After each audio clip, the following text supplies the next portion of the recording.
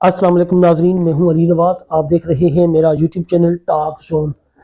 नाजरीन, दो top stories हैं जिनके ऊपर बात करेंगे। एक बहुत ही अफसोसनाक खबर तहरीक लबैक पाकिस्तान के हवाले से और एक अच्छी खबर।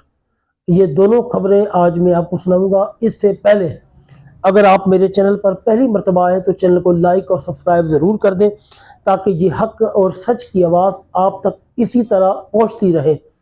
दूसरी बात यह कि वीडियो को आखिर तक ज़रूर देखा करें ताकि सारे हकायक आपको मालूम हो सके।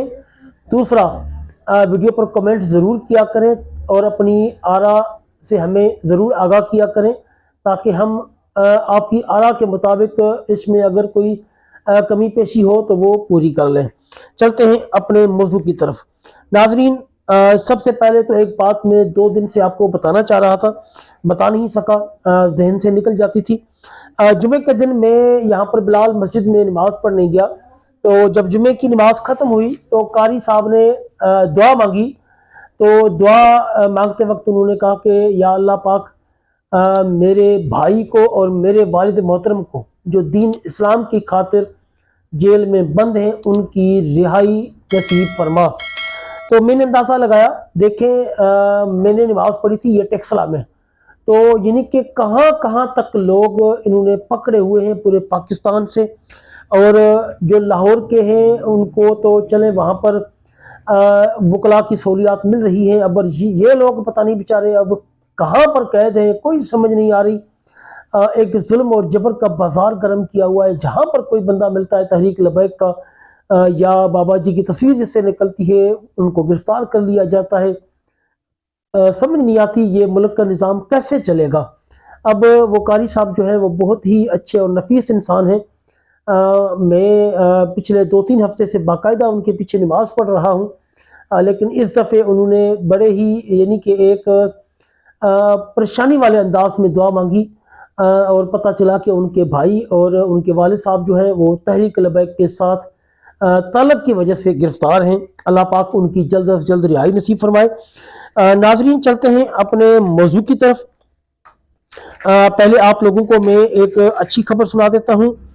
तहरीक लबैक पाकिस्तान के नायब अमीर अदालत से बरी हो गए हैं। ये नायब अमीर जो हैं ये बलूचिस्तान के हैं। बलूचिस्तान जो मजलिस शूरा है उनके रुकन हैं।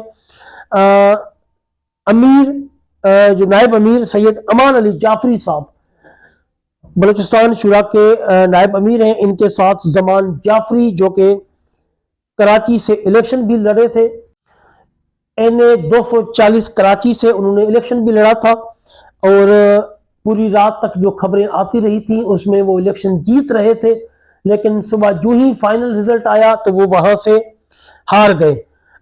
जाहिर है उनको धांधली के जरिए हराया गया था। ये दोनों और इनके साथ और भी कारकुनान कराची से आज रिहा हो चुके हैं।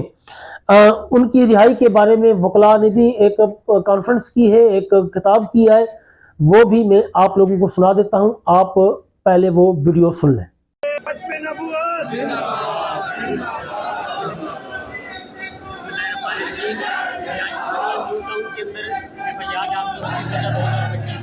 जिसमें हमारे किबला सैयद ज़मान अली जाफरी साहब, अल्लामा अहमद रफ़ामजूदी साहब, हमारे बशीर अहमद साहब और फैज़ान शाह साहब को नॉमिनेट किया था। तो उसमें हमने बेल फॉर अरेस्ट करवाई सबकी और उसके बाद अल्हम्दुलिल्लाह ट्रायल चला, सब ने फेस किया बड़े दलेराना तरीके से। और आज अल्हम्दुलिल्लाह मुअज़्ज़ज़ अदालत ने तमाम हमारे जितने भी कायदीन थे जो इस एफ़आईआर के अंदर नामज़द थे सबको बाइज़्ज़त बरी कर दिया। मैं अपनी तरफ से तमाम वकला की तरफ से जो यहाँ पे अपने रुकवत नामूस रसालत के परवाने पेश हुए उन सब की तरफ से आप सबको बहुत बहुत मुबारकबाद पेश करते हूँ। हमारे बिस्मिल्लाहिर्रहमानिर्रहीम, अस्सलातु वस्सलामु अलैका या सय्यदी या ख़ातमुन नबिय्यीन।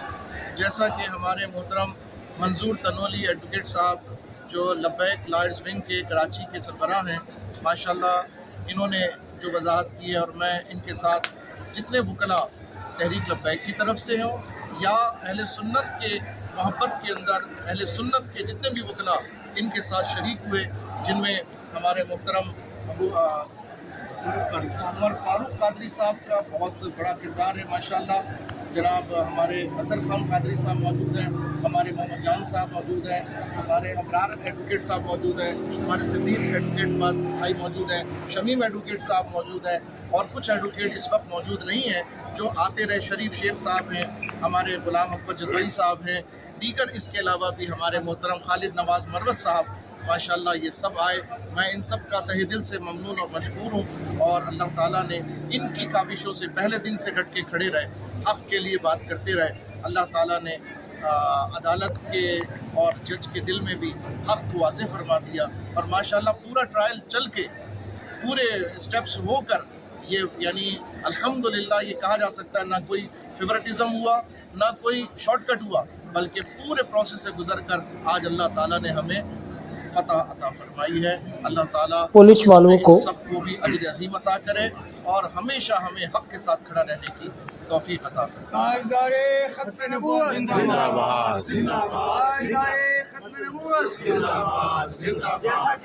जी नाज़रीन, वीडियो आपने देख ली। अब चलते हैं अपनी अगली खबर की तरफ। आप लोगों को पता है कि पाकिस्तान का जो मीडिया है वो बिकाऊ मीडिया है।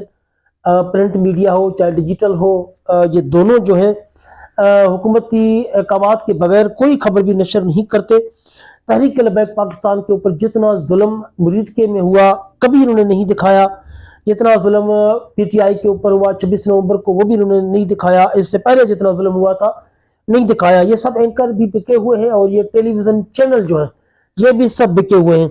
लेकिन इन हालात में एक एंकर है रिहान तारिक, उन्होंने भी तहरीक लबैक के हवाले से आवाज़ बुलंद की है।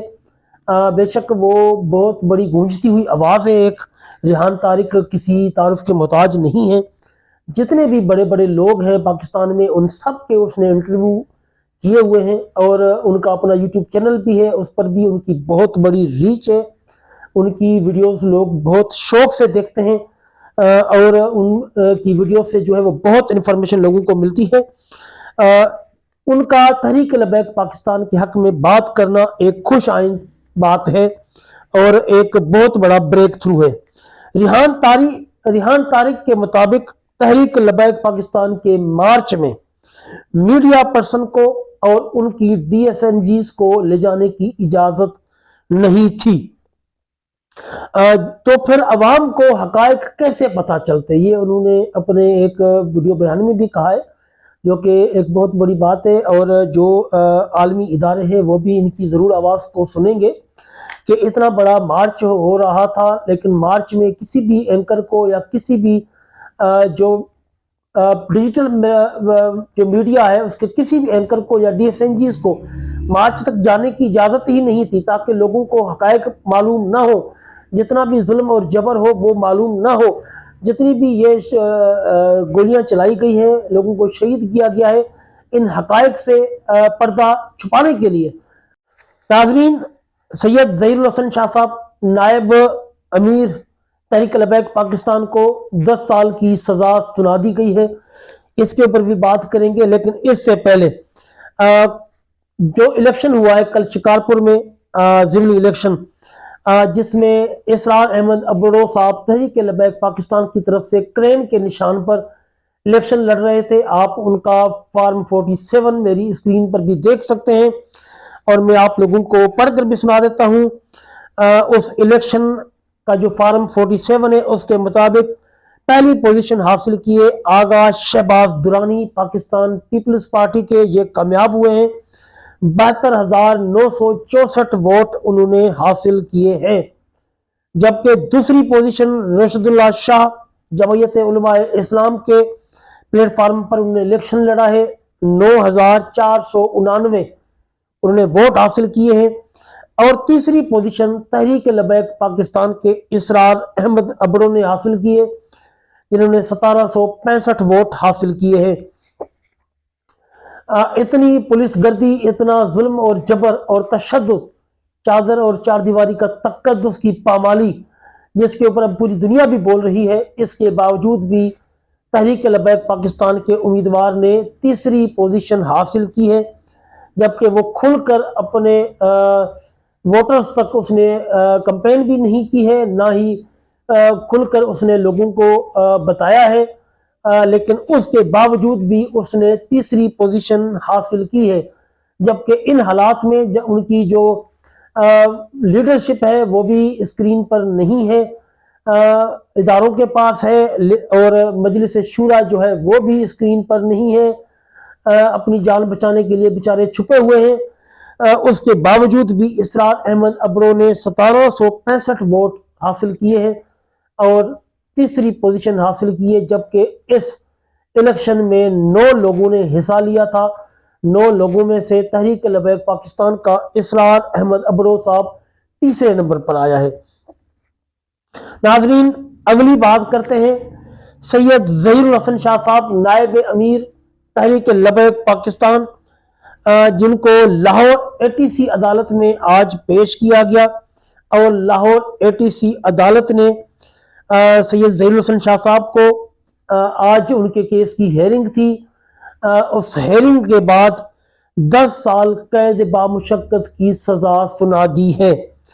واضح رہے، یہ بات بھی سننے میں آ رہی ہے، جو ضروری بات نوٹ کرنے والی ہے تحریک لبیک پاکستان کے کارکنوں کے لیے، یہ بات سننے میں بھی آئی ہے کہ جج صاحب نے سزا سنانے سے پہلے کہا کہ آپ سید زادے ہیں، مجھے آپ کو سزا سناتے ہوئے افسوس بھی ہو رہا ہے کہ میں آپ کو سزا سنا رہا ہوں، کیونکہ آپ سید زادے ہیں، آپ کو سزا نہیں سنانی چاہیے، لیکن میں کیا کروں، میرے چھوٹے چھوٹے بچے بھی ہیں۔